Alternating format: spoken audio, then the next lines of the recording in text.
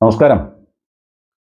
കഴിഞ്ഞ കുറേ മാസങ്ങൾക്ക് മുൻപ് കേരളം നിരന്തരം ചർച്ച ചെയ്ത ഒന്നാണ് പന്തിരാങ്കാവ് സ്ത്രീപീഡനം.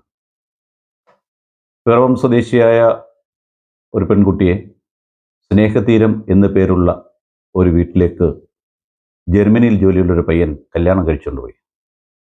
വീടിൻ്റെ മതിലിലൊക്കെ എഴുതി വച്ചിരിക്കുന്നത് സ്നേഹതീരം എന്നാണ്. അങ്ങനെ ഇരിക്കെ 14/5/2024 ഈ യുവതി ഭർത്താവിൻ്റെ കയ്യിൽ നിന്ന് ഈ സ്നേഹതീരത്തിന് ഉള്ളിൽ വെച്ച് ആക്രമിക്കപ്പെടുകയും പോലീസ് സ്റ്റേഷനിലെത്തുകയും ഹോസ്പിറ്റലിൽ അഡ്മിറ്റ് ആവുകയൊക്കെ ചെയ്ത സംഭവം എല്ലാവരും ഓർക്കുന്നുണ്ടാവുമല്ലോ.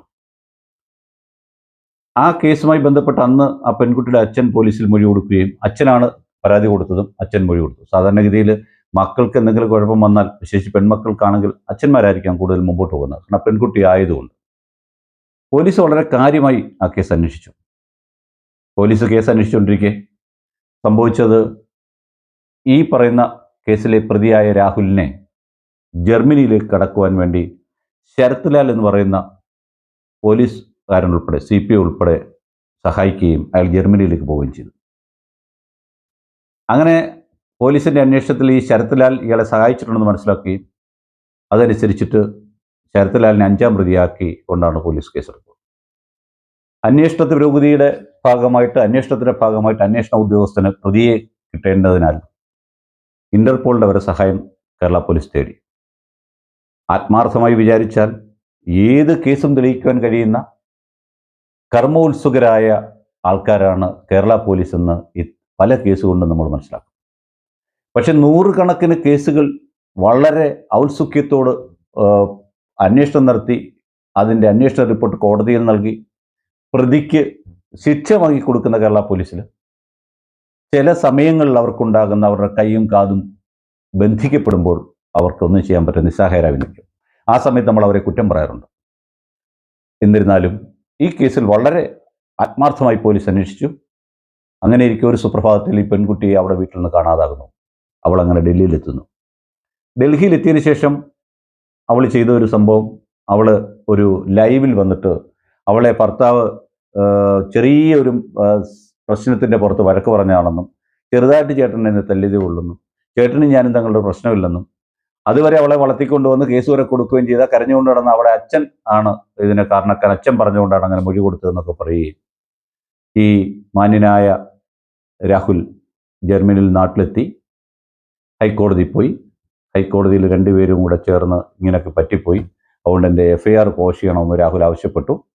അങ്ങനെ 26/10/2024 ബഹുമാനപ്പെട്ട കേരള ഹൈക്കോടതി ഇവരെന്നോട് ഒന്നിച്ച് ജീവിക്കട്ടെ, ഒരു ദാമ്പത്യം പിരിക്കണ്ട എന്ന് വിചാരിച്ച് ഒരു സുഖമായി ജീവിക്കട്ടെ എന്ന് ജീവിക്കട്ടെ എന്നും അങ്ങനെ ഉണ്ടാവട്ടെ എന്ന് ഒരുപക്ഷെ ആ ജഡ്ജ് ആത്മാർത്ഥമായി ഇഷ്ടപ്പെട്ടതിന് പുറത്ത് അവരൊന്നിച്ച് ജീവിക്കാൻ പറ്റും. അങ്ങനെ അവർ ജീവിച്ചു വരുന്നു. മറ്റുള്ള പ്രശ്നങ്ങളൊന്നും നമ്മൾ കാണുന്നില്ല. ഇന്നലെ ഈ പയ്യൻ വളരെ വൈകി ഈ പെൺകുട്ടിയെയും കൊണ്ട് നേരെ ഹോസ്പിറ്റലിലെത്തുന്നു.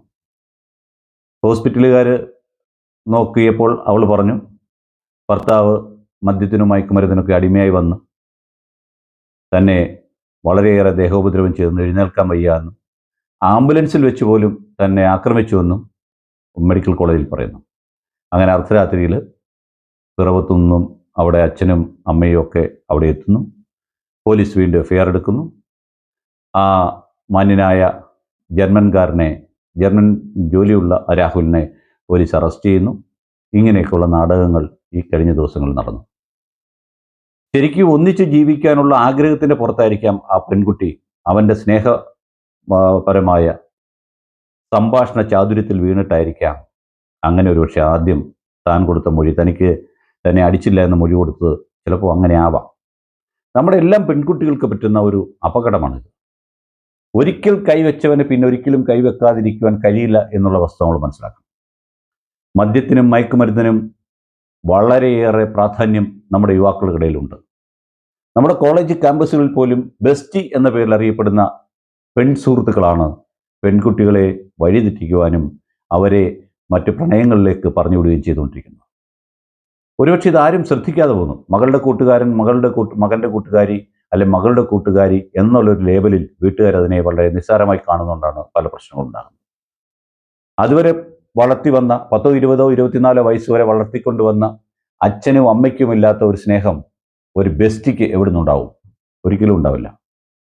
ഈ ബെസ്റ്റിക്ക് മറ്റൊരു പ്രണയം കാണത്തില്ല. ബെസ്റ്റി വളരെ നീറ്റായിരിക്കും മറ്റുള്ളവരെല്ലാം മുമ്പിൽ. അതാണ് ബെസ്റ്റി എന്ന ഫ്രണ്ട് കൊണ്ട് കാണുന്നത്. അങ്ങനെ ബെസ്റ്റികൾ പലതുണ്ട്. അത് ഈ വിഷയത്തിൽപ്പെട്ടതല്ല എങ്കിൽ പോലും പറഞ്ഞു തന്നേ ഉള്ളൂ. അങ്ങനെ പന്തീരാങ്കാവ് കേസിലെ പ്രതി ഇപ്പോൾ പോലീസിൻ്റെ വലയിലാണ്.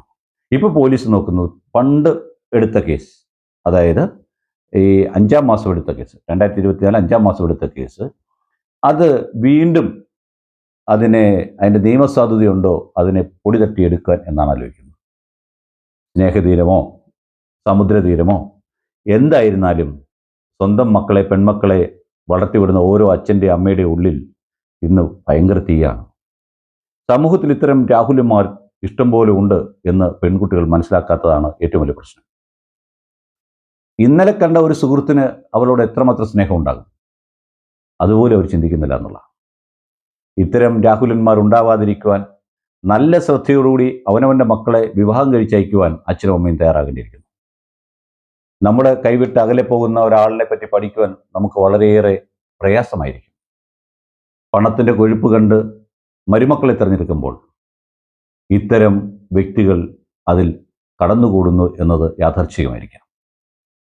ആർക്കും ഇനി ഇത്തരം രാഹുൽമാരുടെ കയ്യിൽ നിന്ന് തല്ല് കിട്ടാതിരിക്കുവാൻ വേണ്ടി നമ്മുടെ മക്കളെയും അല്ലെങ്കിൽ പ്രിയപ്പെട്ട കുഞ്ഞുങ്ങളെ നിങ്ങളുടെ വഴി ശരിക്കും ചിന്തിച്ച് തിരഞ്ഞെടുക്കണമെന്ന് മാത്രമാണ് ഈ വീഡിയോയിൽ ആവശ്യപ്പെടാനുള്ളത്.